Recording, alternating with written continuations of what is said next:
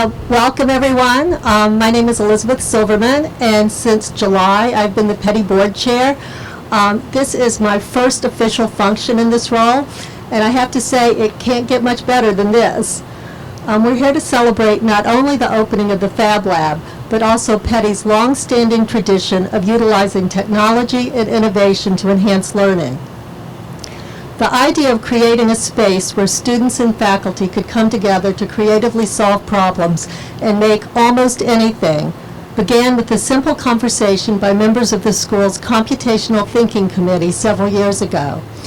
Needless to say, to get from that simple conversation to today's ribbon cutting involved a great deal of hard work by a great many people. The Computational Thinking Committee, along with faculty members Kevin Brown, Tim Corica, Ahmad Laban, Scott Meredith, and Mark Sawula, took that germ of an idea and ran with it. Quinn Schwenker and his colleagues at Ford 3 Architects had the vision to transform this antiquated building into a facility of the future. Nick Carnevale and his construction crew worked tirelessly all summer to get the building ready for the start of school, overseen by Director of Building Services John Newman, who devoted countless hours to this project, while at the same time overseeing the construction of 2 new dormitories. Then Peddie parents David Crane and Isabella De La Houssaye generously offered to reach out to Dean Kamen to ask him if he could be with us here today. And finally, Mr. Kamen himself took the time out from his very busy schedule to connect with us on such a personal level.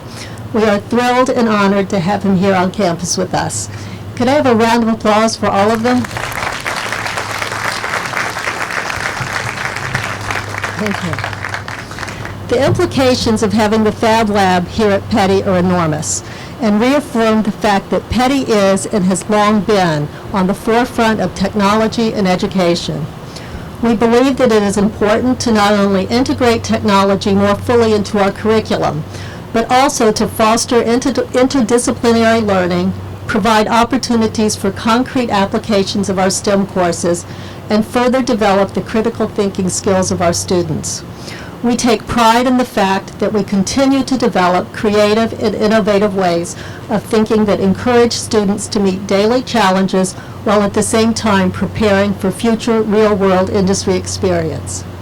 Thank you all for being here today and for allowing me to be part of such an exciting occasion. Peddie is a special place, and I am delighted to be a part of this community. And now it's my pleasure to welcome Associate Head of School, Catherine Rodrigue.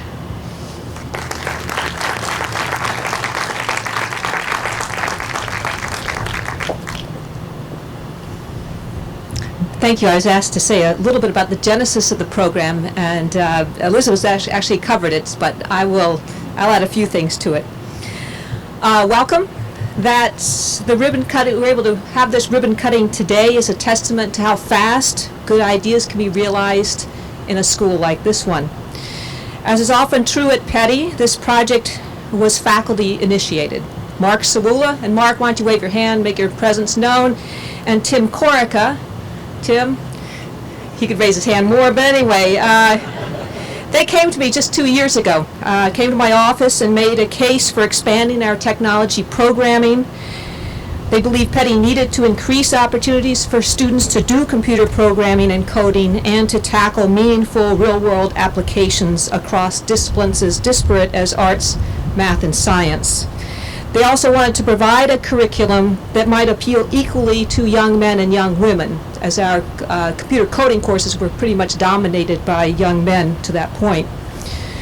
To be honest, we didn't have much more than that in mind as we imagined a cross between NYU's ITP space and Stanford's D School. This was a curricular initiative from the start, a conscious effort to develop further Peddie's technology and engineering program and to offer Peddie students a remarkable space to tinker with computers connected to high-tech machinery. Thanks to Mark, Tim, Mark Buckner, Emily G., and Andrew Harrison, that's the group that actually made up the Computational Thinking Committee, which by the way didn't meet all that often, we were able to find and attract a superb teacher and coach with the expertise to clarify and implement our less clear vision. We look forward to seeing what Scott Meredith, Kevin Brown, Mark Sawula, and 38 Peddie students can accomplish in the next 6 months as they engage in Peddie's first robotics competition and begin to explore the potential of this still unnamed space. By the way, the engineering design class enrolls an even distribution of boys and girls. We anticipate complementing the FIRST robotics with an open, creative space for students to, as Tim Corica said, get their hands dirty with technology. As the lab is as limitless in potential as our students' imaginations, we can create 150-pound robots, or props and costumes for the musical, or a bicycle for the sophomore cycling trip. I'd be remiss if I didn't thank the following people for their Herculean efforts to convert this old boiler space into a high-tech lab. Scott Meredith for his thoughtful, detailed, and crystal clear vision for the space. Mike McKiddish, John Newman, and Peddie's building services people, Nick Carnival, for the speed with which they pulled off this renovation. Ivano and Mark in the technology area deserve recognition for their work on the technology infrastructure for this building, which can't be underestimated. Finally, thank you to the Peddie Board, Peddie parents, and Peddie alumni for their support for the project. And I'll ask Scott now to take over.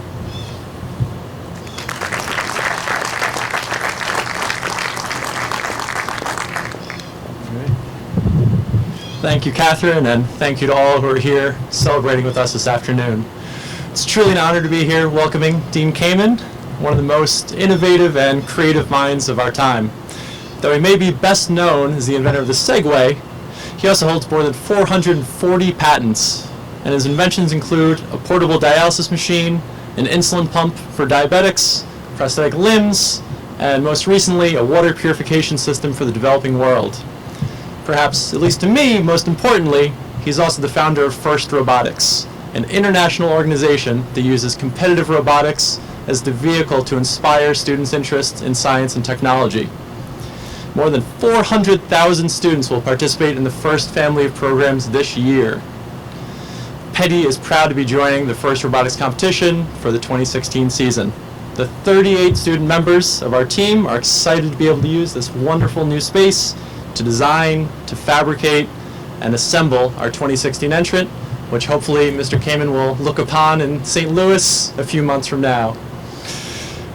FIRST Robotics competition helped inspire this wonderful space, so I'm understandably thrilled to be able to have Mr. Kamen join us for its opening celebration. Please join me in welcoming Dean Kamen.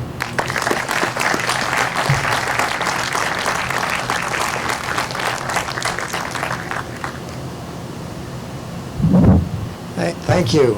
So I'm really here for two reasons. I never give up the opportunity to talk to the current and I hope ever increasing FIRST community. And second, I would never say no to David Crane. David, you might think, and I are very different. He's running a major energy business. And he admits freely, shame on him, wherever he is, that, where is he? He admits freely that he doesn't get all the science, but we can fix that. But I think David and I are really alike in many ways. He looks at some really big problems and says if we don't do something about them, they're going to do something about us. He's in the one industry that, at least finally, the whole world has figured out is on a collision course with global disaster. People need more and more energy. People to get out of poverty need more and more energy. People that have resources are unwilling to reduce their lifestyle. But the cost of all of that in what we're doing to the environment is unsustainable.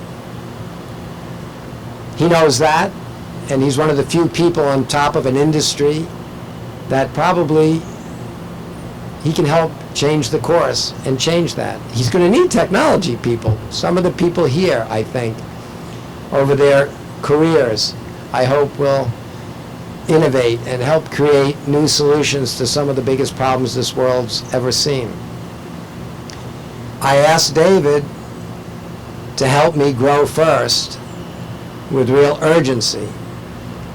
He's joined our board nationally. He has helped every time we've asked him to get involved. His organization supplies mentors and resources. So when he said there's a special school here that's committed to FIRST and we want it more committed, of course I'm here. I know that I only have 3 hours. I never know what one thing I could say that will hopefully cement the commitment of the kids, the parents, the teachers to FIRST. It tends to be a different thing every week because I just heard some more incredible stories. So I'm going to just tell you one thing. We've been saying for years, FIRST is more than just robots. The truth be told, the robots, as you said, is just a vehicle to convince all kids of the power that comes from the intersection of knowledge of science and math and a vision for what the real problems are that need to be solved. But let me just tell you how much bigger FIRST really is than just a robotics competition. And I'll tell you a story with the credibility of, I think, the oldest and most credible living international statesman, Shimon Peres. He's 93. Among other things, he won the Nobel Peace Prize. He was the Prime Minister and the President of Israel. And little Israel lives in about the toughest neighborhood in the world. 15 years ago, I started being able to tell people a story about why we now have 650, now we do, we didn't then, FIRST teams in Israel. Because I think in some ways, Shimon Peres was in Israel what David Crane is here in the energy, but he called me 15 years ago and said, Dean, I sent 1 team, then 2 teams, then 3 teams, and we now send 6 or 7 teams to your event in the U.S. every year. It's expensive. It's 8 hours on a plane. Why don't we do a regional right here in Tel Aviv? And I said, great, Mr. President. And then he went on to say, the reason I like FIRST isn't the tech per se. He said, I've been in politics. At the time, he was a young guy. He was only about 80. And he said, I've watched 4 generations of kids grow up in the Middle East. And I used to think the most important thing would be to teach them all history. That's what I thought schools were for. Because we all learn from history. We raised the bar. Now I'm listening to this global leader. I'm listening to this statesman. He's not a scientist himself. He's not an engineer. And the next line he says is, I now believe, Dean, after watching 4 generations grow up, that we got to stop teaching history in school. Because what I've learned is when you teach history, every group teaches their own kids their own history. They teach their kids how to exactly replicate the same stupid, frustrating activities of their parents. They learn how to go back to war. They learn how to hate their neighbors. They learn why they're different. They learn different truths. Then they grow up, and when their truths are different than their neighbors' truths, they don't trust each other. When you don't trust people, you're afraid of them. When you're afraid of them, you go to war with them. He says, I think from here on in we should teach only one thing in school, math and science. It's the same for everybody. They'll all learn the same truth. Besides, if we give all kids everywhere the tools of technology, they can all build their own garden, and they won't need to come and take ours. So I don't want to build FIRST in Israel. I need to build it in the Middle East. It's the only way to break the cycle. I thought that was a powerful story. I went to Israel. I helped him build this thing. We now have incredible events and incredible activities in Israel. I have a new Peres story, and then I'm done. A couple of weeks ago, I asked some world leaders, conveniently, all going to be in New York at the annual meeting of the United Nations. By the way, the Pope showed up too. And I asked a bunch of world leaders in business, in industry, let's get together, and instead of just having this hodgepodge, where we now have from grassroots. We have teams at our championship from 83 countries this year. By the way, the International Olympics was started in 1894 as a mission to create a tool of international diplomacy on a common platform. Everybody likes sports. And these business leaders that founded the Olympics on that principle in 1894 have spent 120 years. And for the Winter Olympics, they had 79 countries. The whole goal, the International Olympics, 120 years, they had 79 countries. We're first. We're US-based. We have 83 in 25 years. So I said, I'm going to bring these leaders together, and we're going to help figure out how to build the 21st century version of the Olympics. But we'll make a more relevant set of sports that everybody competes in compared to a few thousand years ago when it was important to the Greeks to be able to throw a shot put or hurl something else. Let's build a 21st century platform where everybody gets together with this as our tool of international fun and cooperation and cooperation. And all these leaders said they'd come and do it. I even called the guys that helped organize the last set of Olympics. They said they'd come. I figured, since it grew out of my conversation with Shimon Peres, I called him. I figured maybe he'd be in New York anyway for the international meeting. He's 93, and I called him and he said, Dean, I can't make it to the United Nations. I said, okay, but we're having our meeting, and I really want to build an official version of FIRST that will be the international piece. And I think you should be our honorary chair. He said, Dean, I'd be honored to do that. I said, can you send me something? And he says, you don't need anything in writing from me, Dean. I trust you. Whatever you send me, I'll sign it. I said, can I deliver a message from you? He's 93. He said, yeah, you can deliver a message. I said, I would typically tell the story from the first time. He said, no, you should tell these people that I'm now 93. I'm getting wiser. And let me tell you what I now think politics is. Politics is a self-inflicted method by which we separate people and countries. It's a method of dividing. That's what politics is. Tell them the reason we need FIRST everywhere is while politics is a tool of division, technology is a tool of unification. And the next generation of kids around this planet have to be unified and face not the self-inflicted problems of fighting with each other that they can stop if they get beyond politics, but they can be united because they all have to deal with the global environment and energy and food and water and health care. So just tell them the reason I would like to accept your position is our mantra ought to be, in the next century, our politics should give way to rational thinking and to a unified platform where all kids in all cultures can work together to fix the world. I think FIRST is doing that, and I think we've got to get FIRST into every school in the world. But like every movement on this planet has ever been, it starts with leadership. It starts with a few passionate, smart people that have the resources and the vision to do something. David's demonstrated that in the energy business. I hope this school demonstrates that commitment for real leadership to help make sure that every school around here, and then around New Jersey, and then around the United States, then around North America, then around the world, starts creating opportunities for real cooperation and cooperation to deal with the real problems. This is obviously a very special place. You all have incredible, maybe some of it's luck, where you were born and who your parents are, but you have incredible opportunities to get an education that are available to a tiny fraction of humanity. That is a great privilege. But I think that privilege ought to burn into your head a responsibility to use it wisely and help us fix the world. Thank you.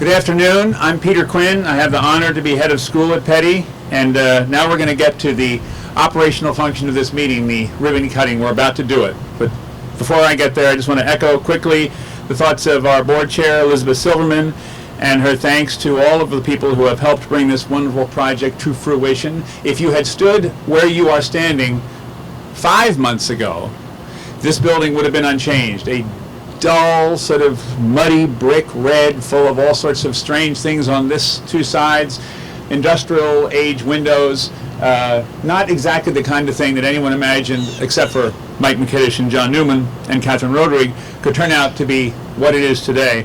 Less than 5 months.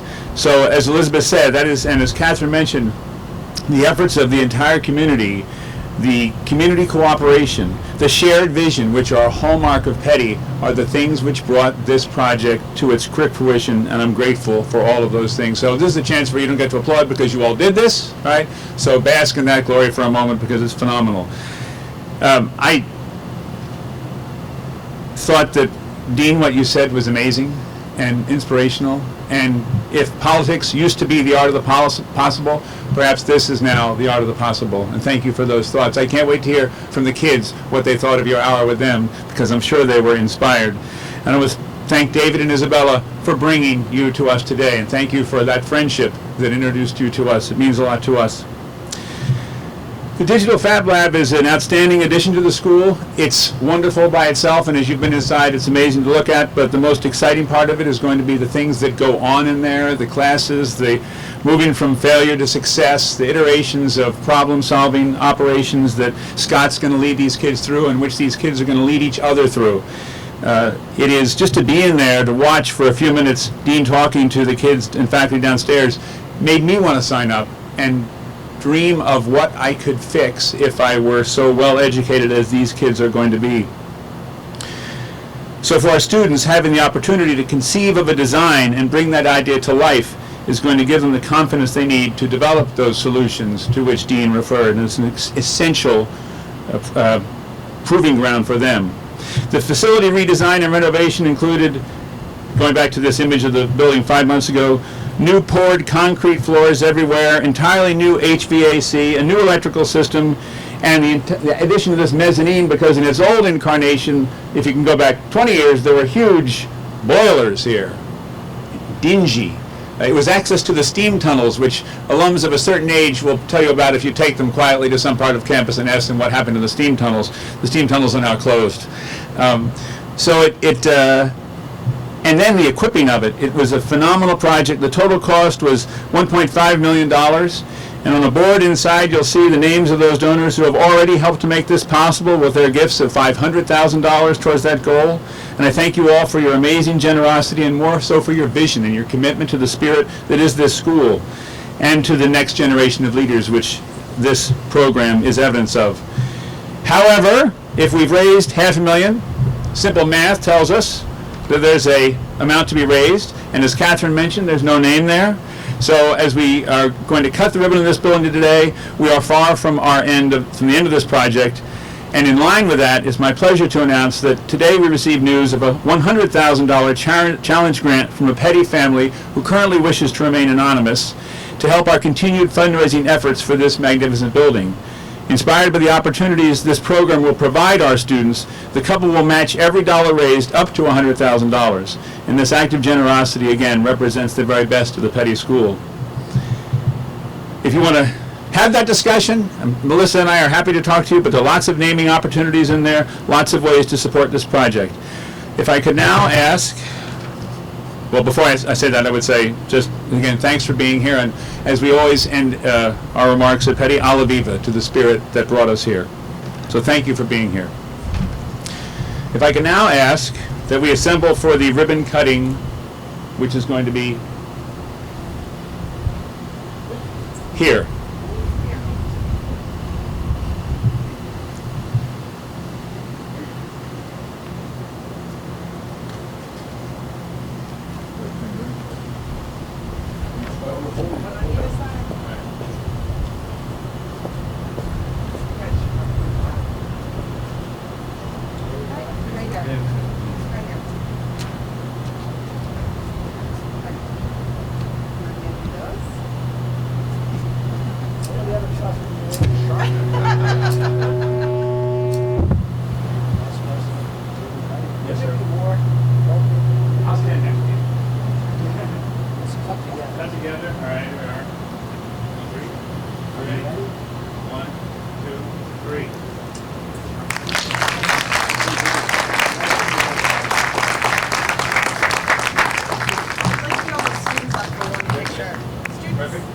join us?